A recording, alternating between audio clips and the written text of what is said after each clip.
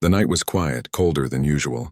A lonely cabin stood near the forest, surrounded by tall pine trees and the sound of distant wind. Ethan lived there, far from the noise of the town. He liked the peace and the space. His days were simple. He fixed things for people in town, hunted when needed, and spent most evenings beside the fire with his old radio. But that night was different. Something strange broke the stillness of the forest. At first it was a deep rumble that made his window shake. Then came a flash of white light across the sky, bright enough to turn night into day for a few seconds. Ethan rushed outside, thinking maybe a plane had crashed nearby. The air smelled like burning metal. He took his flashlight and started walking into the woods. The ground felt warm under his boots, and the smell grew stronger as he moved deeper between the trees. Soon he found the source. The trees were scorched in a circle, and in the center of the clearing was a shallow crater. Smoke rose from it like from a dying fire. He looked down carefully and froze. There was someone lying in the middle, small, still, and dressed in strange silver cloth that shimmered even in the weak light. The figure moved slightly, a soft sound escaping her lips. Ethan's breath caught. It was a girl, but not an ordinary one.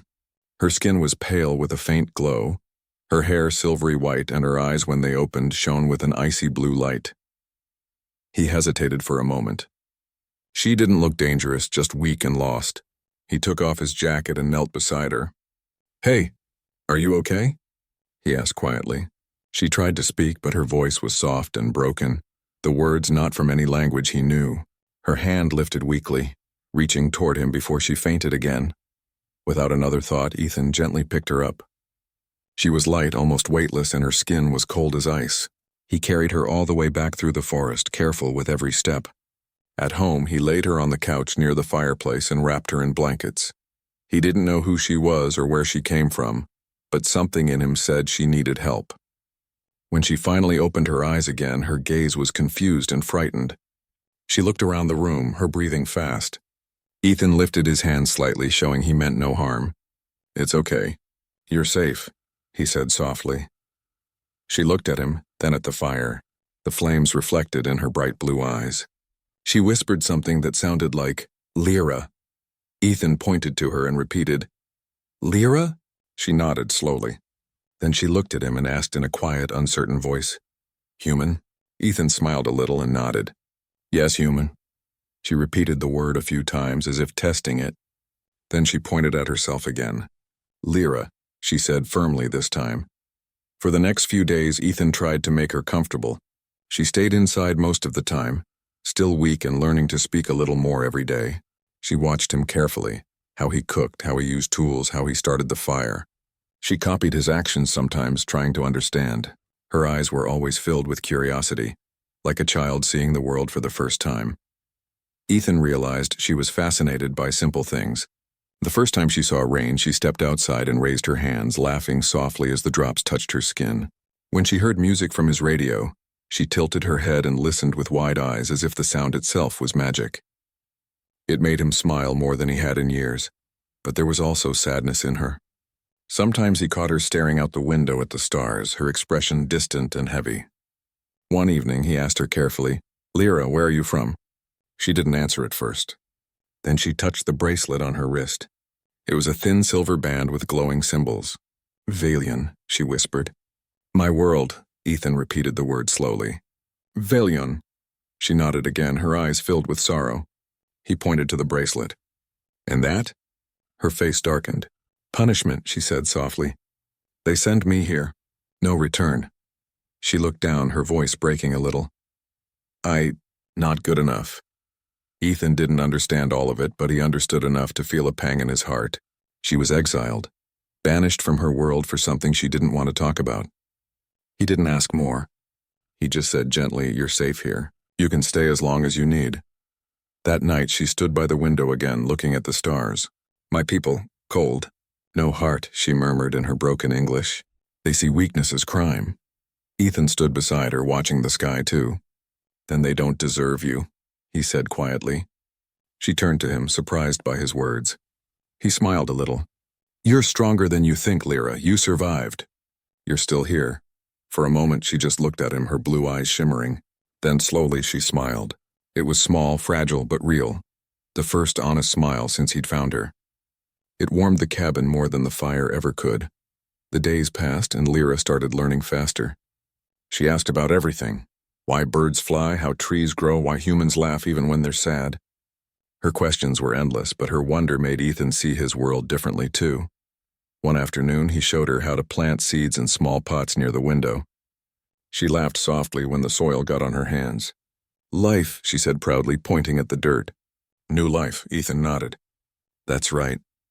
He saw in her eyes a spark of joy, something that had been missing before. Still, sometimes she woke up at night, breathing fast, as if she had seen something terrible in her dreams. He never pressed her for answers, but one night she whispered, "They come for me one day." "They not forget." Ethan frowned. "Who?" "The council," she said quietly. "They send me away because I spoke against them." "They fear change," I said. "We need kindness." Ethan's chest tightened. She was exiled for compassion, for trying to make her people better. He couldn't imagine the courage that took. He placed a hand gently on her shoulder. "If they come here, they'll have to go through me first." She looked at him, startled. "Why?" He smiled softly. "Because no one deserves to be punished for having a good heart." Her eyes glistened. She nodded slowly, and for the first time she looked truly calm. The fear in her gaze seemed to fade just a little. That night she fell asleep near the fire, her silver hair glowing faintly in the light. Ethan sat nearby, staring into the flames, thinking about how strange life was. A few weeks ago, he was just another lonely man living by the woods. Now, an alien girl was sleeping peacefully on his couch, and somehow it felt right. He didn't understand why she was sent here, but he knew one thing. She wasn't a mistake. She wasn't a danger. She was lost, hurt, and searching for kindness in a world that had never shown her any. Outside, the forest was quiet again, but somewhere above the clouds, beyond the stars, unseen eyes were watching, and though Ethan didn't know it yet, his simple act of kindness had already changed more than one world. As dawn arrived, golden light filled the cabin. Lyra stirred, her eyes opening slowly. She smiled faintly when she saw him making breakfast. "Morning," she said in her careful English. "Morning, Lyra," he replied. For the first time, he felt that the small cabin in the woods wasn't just a place to live. It had become a home. And for her, this strange blue world wasn't a punishment anymore. It was a second chance. Days passed peacefully after that stormy night. Lyra grew stronger and more confident in the world that had once frightened her. She no longer hid behind the walls of the cabin. Each morning, she stepped outside, feeling the air, touching the grass, and listening to the sounds of life around her. Ethan often watched her quietly, wondering how someone from another world could find such beauty in things humans took for granted. She was learning fast. She could now speak short sentences clearly. "Fire-warm, sky blue. I like Earth," she said one morning with a proud smile. Ethan couldn't help but laugh. Her joy was simple but real, and her presence filled the place with a strange kind of light. He taught her how to read children's books, starting with small words and pictures. She would sit by the window, lips moving as she sounded out every word carefully. "Tree bird, home," she whispered, tracing the letters with her fingers. She was eager to understand everything about his world: human life, nature, kindness, and even sadness. Sometimes she asked questions that made him think deeply. "Why people fight?" she asked once, her eyes serious. Ethan thought for a long time before answering. "Sometimes people are afraid, and when they are afraid, they hurt others to feel strong." She nodded slowly, as if she understood too well. "Same on my world," she said softly. "They fear heart. They fear love." Her words stayed with him. He could see how much pain she carried inside, even when she smiled. She often looked at the sky as if listening for something distant, something she missed but didn't want to remember. One evening, while they were sitting near the fire, Ethan noticed that the bracelet on her wrist was changing. The symbols glowed brighter than before, pulsing like a heartbeat. "Is that normal?" he asked. Lyra looked down and her smile faded. "No, it means they look for me." Ethan frowned. "Who?" She looked up at him with fear in her eyes. "My people. The council. They come for me. They not forgive." Before he could respond, the ground trembled. A low hum filled the air, deep and growing louder by the second. Outside, a strange light flickered through the trees, blue, then white, then sharp gold. Lyra stood up quickly. "They hear," she whispered. Ethan grabbed his jacket and rushed outside with her. Above the forest, the sky was opening, a tear of light spreading wider and wider. 3 shapes fell through it like shooting stars, landing with heavy thuds not far from the cabin. When the glow faded, he saw tall armored figures walking toward them, their armor shining like liquid steel. Lyra stepped back, trembling. "They soldiers of Valian," she said in a shaking voice. "They come to take me, or end me." Ethan moved in front of her. "They're not taking you anywhere." The soldiers stopped a few feet away. One of them raised a glowing spear and spoke in a cold metallic voice. "Lyra of Valian, you are charged with betrayal. The council orders your termination. Step forward." Ethan's fists tightened. "You can't just come here and hurt her," he said firmly. The lead soldier turned his gaze on him. "Human, stand aside. You are not part of this matter." But Ethan didn't move. "She's under my roof. That makes it my matter." Without warning, one of the soldiers lifted his weapon. A flash of light shot toward them. Ethan pushed Lyra aside, and the blast hit the ground where she had been standing. The earth exploded with heat and smoke.